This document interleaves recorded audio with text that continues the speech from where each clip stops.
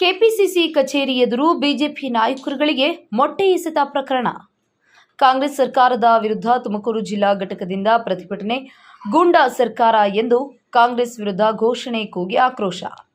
Bengaluru KPCC ಕಚೇರಿ ಎದುರು BJP ನಾಯಕರ ಮೇಲೆ ಮೊಟ್ಟೆ ಎಸೆದ ಘಟನೆ ಹಾಗೂ ಪ್ರಧಾನಿ ನಿವಾಸಕ್ಕೆ ಮುತ್ತಿಗೆ ಹಾಕಲು ಕಾಂಗ್ರೆಸ್ ನಡೆಸಿದ ಪ್ರತಿಭಟನೆ ಖಂಡಿಸಿ ತುಮಕೂರು ಜಿಲ್ಲಾ ಬಿಜೆಪಿ ಘಟಕ ನಗರದಲ್ಲಿ ಪ್ರತಿಭಟನೆ ನಡೆಸಿತು. ಟೌನ್ ಹಾಲ್ ವೃತ್ತದಲ್ಲಿ ನಡೆದ ಪ್ರತಿಭಟನೆಯಲ್ಲಿ ಕಾಂಗ್ರೆಸ್ ಸರ್ಕಾರದ ವಿರುದ್ಧ ಬಿಜೆಪಿ ನಾಯಕರು ತೀವ್ರ ವಾಗ್ದಾಳಿ ನಡೆಸಿದರು.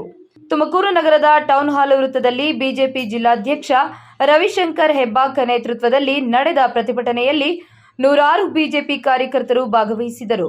ಕಾಂಗ್ರೆಸ್ ಸರ್ಕಾರ ಗೂಂಡಾ ಸರ್ಕಾರವಾಗಿ ವರ್ತಿಸುತ್ತಿದೆ ಎಂದು ಆರೋಪಿಸಿದ ಪ್ರತಿಭಟನಾಕಾರರು ಬಿಜೆಪಿ ನಾಯಕರ ಮೇಲೆ ಮೊಟ್ಟೆ ಎಸೆದ ಘಟನೆಗೆ ತೀವ್ರ ಆಕ್ರೋಶ ವ್ಯಕ್ತಪಡಿಸಿದರು.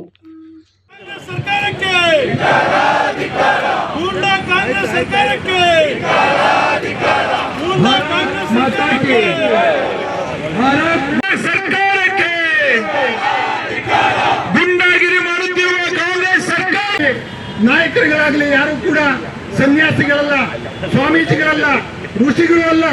ನೀವು ದೊಣ್ಣೆ ಮಚ್ಚನ್ನ ಹೊರತೆಗೆದ್ರೆ ನಾವು ಕೂಡ ಸುಮ್ಮನೆ ಕೂರ್ಲಿಕ್ಕೆ ಆಗೋದಿಲ್ಲ ಅಂತಕ್ಕಂಥ ಎಚ್ಚರಿಕೆಯನ್ನು ನೀಡಿ ನನ್ನ ಮಾತನ್ನು ಮುಗಿಸ್ತೀನಿ. ಜೈ ಹಿಂದ್, ಜೈ ಭಾರತ್.